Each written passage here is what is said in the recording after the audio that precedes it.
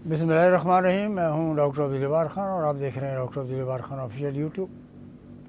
بہت بہت شکریہ. آپ نے دیکھا کہ نریندر مودی کی میں ورلڈ کو کہہ رہا ہوں، I am talking to the world Donald Trump.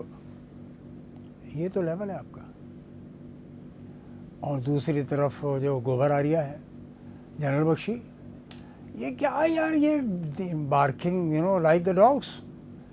کوئی بل ٹیریئر بنا ہوا ہے، کوئی سیشن بنا ہوا ہے. پاکستان کے ہاتھ میں تو چوڑیاں ہیں، چوڑیاں پہن کر بیٹھے ہیں ہم لوگ. یار آؤ تو صحیح میدان میں. ایک تو اسٹرائک کر کے دیکھو. آپ نے ابھی کی تھی نا 2019 میں اسٹرائک. آپ کو ابھی لندن سے پوچھے اس کے ساتھ کیا ہوا. پاکستان آرمی کا شکر ادا کرے اس کیپٹن کا جس نے اس کو بچا لیا. نہیں تو پاکستانیوں نے وہاں پہ لنچ کر دینا تھا کہ جی ہم سرجیکل اسٹرائک کرنے گئے تھے.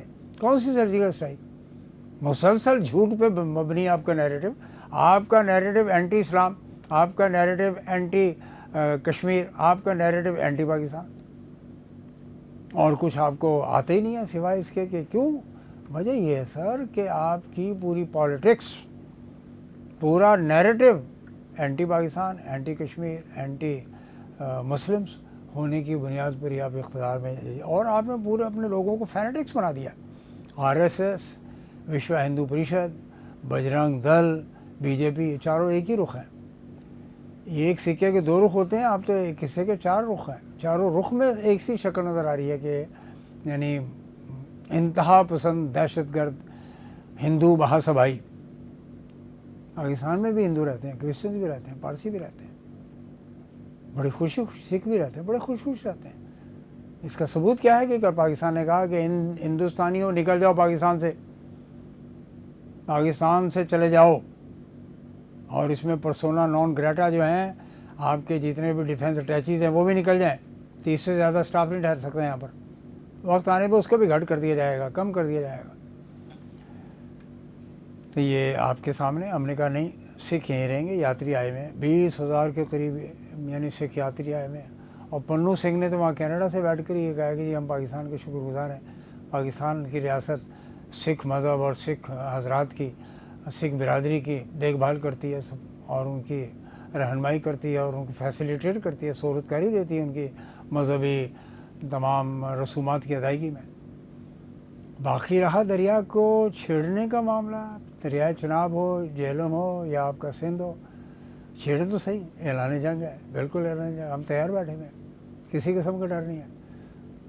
آپ کی جو خاموش ڈپلومیسی ہے، آپ کس کو راتوں کو بیٹھ کے فون کرتے ہیں یعنی وزیر اعظم صاحب کا جی دوول کدھر گیا؟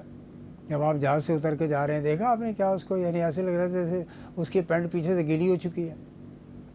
یہ تو آپ کے fake James bond Amit Shah and Rajnath Singh. ایسا نہیں ہوتا ہے.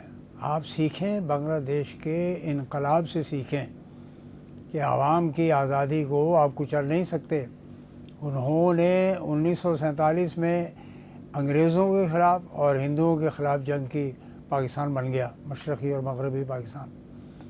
پھر مغربی پاکستان کی جو غلط سیاست کاری تھی، غلط سیاست تھی، اس کے نتیجے میں ملٹری آپریشن غلط ہوا. اس کے نتیجے میں مشرقی پاکستان کے لوگوں نے علیحدگی کا فیصلہ کیا.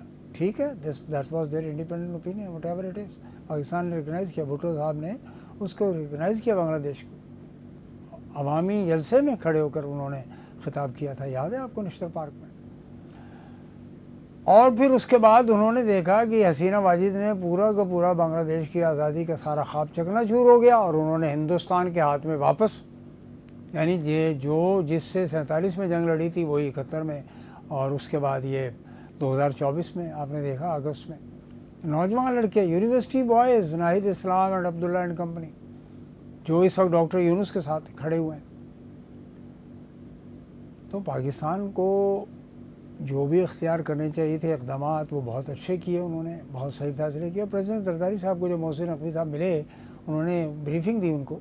ظاہر بیماری سے اٹھے ہیں صدر صاحب، تو دیکھا آپ نے نہروں کے مسئلے پر بھی سی آئی جو ہوگی وہ فیصلہ کرے گی. ٹھیک ہے، سب کو منظور ہونے چاہیے، ہوگا. فی الحال جو ہے وہ روک دیا گیا ہے، جو بھی مراحل ہیں اس کے نہر بنانے کے. لیکن بیٹھ کر بہت اچھی سینس پریویل کر گئی ہے. اسی طرح انڈیا کو سینس پریویل کرنی چاہیے کہ پاکستان کے ساتھ، کشمیریوں کے ساتھ بیٹھ کر مسئلے کا حل نکالیں، نہیں تو جناب ہم کیا 70 سال میں مسئلہ حل نہیں کر سکے، 170 سال تک پاکستان بالکل تیار بیٹھا ہوا ہے۔ انڈیا آئے تو صحیح، آگے آئے، پورا پاکستان جو ہے نا جاگ رہا ہے، پاکستان بالکل جاگ رہا ہے، جگہ جگہ پاکستان کے اندر پاکستان کی حمیت، پاکستان کی غیرت، پاکستان کی سیکورٹی، اسٹیبلٹی اور استحکام کے لیے مظاہرے جاری ہیں۔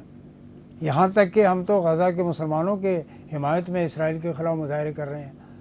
ہفتے کو بھی ہڑتال ہے پورے پاکستان میں، ابھی ہو چکی ہے، لاہور میں ہو چکی ہے پچھلے ہفتے، کراچی میں اس سے پہلے ہوئی۔ پاکستان کے تمام تجارتی اور سماجی اور سیاسی قوتیں اور پلیٹ فارم اس وقت غزہ کے مسلمانوں اور کشمیر کے مسلمانوں کے ساتھ کھڑے ہوئے ہیں۔ دوسری طرف میں آتا ہوں جناب ڈاکٹر عارف علی صاحب کی طرف، پتہ نہیں امریکہ میں کیا کچھ کھا پی کر آئے ہیں، انگریزوں کا کھانا، امریکیوں کا کھانا اور پینا پی کر آئے ہیں، آتے ہی انہوں نے پیغمبروں کے برابر کھڑا کر دیا عمران خان کو۔